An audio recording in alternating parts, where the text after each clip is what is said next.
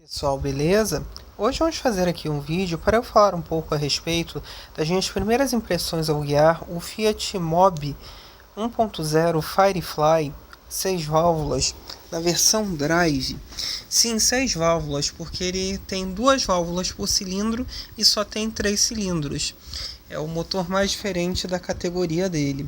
Apesar dele ter um comando variador de fase, né, do comando. Isso é uma parte muito interessante. E em breve nós vamos falar um pouco mais a respeito disso tudo. Bom, o Mobi foi lançado, toda a linha Mobi foi lançada com motor Fire. E o motor Fire não fazia jus a um carro novo como ele é. Porque era um motor que tinha um desempenho fraco quando com ar-condicionado e direção hidráulica. Não corria um consumo muito alto para o carro que era. E muitos criticaram a Fiat porque ela já estava no desenvolvimento do Firefly e também poderia ter feito, né, uma construção do Mobi melhor especificamente para esse motor, fazendo com que ele invadisse menos a cabine, né, o cofre do motor invadisse menos a cabine, porque o Firefly é menor do que o antigo Fire, então poderia ter um espaço maior na cabine, que é um ponto crítico no Mobi. Bom, o Firefly ficou ótimo no Mobi. A impressão de desempenho que ele me deu, eu conheço já o Up MPI há muito tempo, desde 2014. E quando comparado com o Up MPI, pelo menos até 110 km por hora, o Mobi me pareceu mais ágil até nessa aceleração. Depois disso, o Up começa a ganhar por ser multiválvulas e ter mais força em alta do que o Mobi. Apesar que, por conta do comando de fase que ele tem, né, na variação de fase no motor, ele consegue ter um torque muito plano.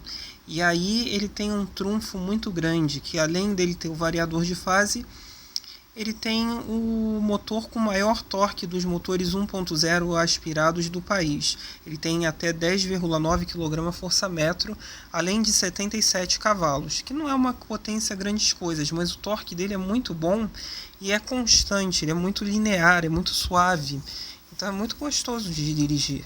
Outra vantagem nessa versão Drive, que provavelmente deverá ser expandida a todas as outras versões do Mobi, é a direção elétrica, além do próprio motor.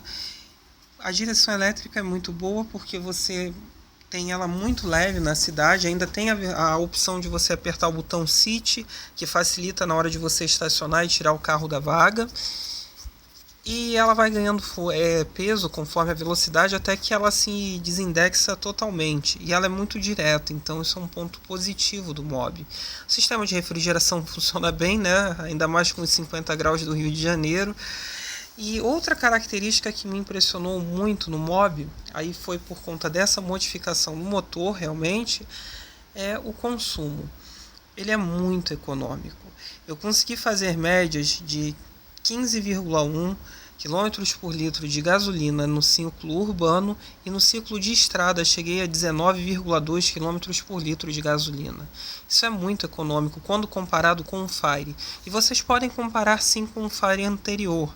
Tá? É só vocês olharem o vídeo do Siena com motor 1.0 Fire que eu fiz há pouco tempo atrás. Tá aí no canal, é só vocês olharem. Então a diferença de consumo é muito grande, tá? E esse motor ele é muito bom, ele esbanja a potência, é gostoso de dirigir mesmo, né? E essa prova do consumo, né, que eu estou falando, vocês podem até pesquisar nos vídeos que existem no YouTube, que a Fiat no lançamento do Mobi com o motor Firefly fez um desafio a 5 jornalistas para ver quem conseguiria o melhor consumo saindo de Belo Horizonte para São Paulo. O melhor consumo médio foi de 27,2 km por litro de gasolina na estrada, isso andando a 80 km por hora. Então vocês imaginem que o carro é muito econômico mesmo, tá? Esse consumo que eu obtive foi a 110 km por hora e com o ar-condicionado ligado. Tá? Então assim, é muito econômico. Agora a parte crítica continua no interior, que eu acho que o acabamento ainda não é muito grandes coisas. O do Uno é muito melhor, tá? O do Uno está muito próximo da Toro, que é talvez o carro com o melhor acabamento da Fiat hoje. que é bom, muito bom, mas o Mobi ainda fica devendo, principalmente na parte de montagem de acabamentos, que ficam algumas folgas, principalmente nesse vidro traseiro, né, que ele não tem uma tampa de aço, ele tem um vidro inteiriço na traseira, que faz parte da mala dele, né, fecha a mala. E normalmente ele tem falhas de alinhamento ali, fora tipo uma canaletinha, né, uma mangueirinha que passa dentro do carro, aparente, que você vê, que é para limpar o vidro do carro, no vidro traseiro do carro, na hora que você liga os guichos. É uma coisa muito feia, né? Eles poderiam ter embutido aquilo, né? Em parte, ele tem também algumas praticidades curiosas. Por exemplo, ele tem uma alavanca por dentro do porta-malas, uma alavanca, né? Uma cordinha para você poder abrir em emergência o tanque de gasolina caso aquele acesso que nós temos no interior do carro quebre. Isso é muito bem-vindo. Agora, a parte mais crítica que eu acho no carro, além do espaço, é que ele não tem regulagem de altura do banco. Apesar da versão que eu testei ter rodas de liga leve, até o rádio próprio da Fiat, ele não tinha regulagem de altura do banco.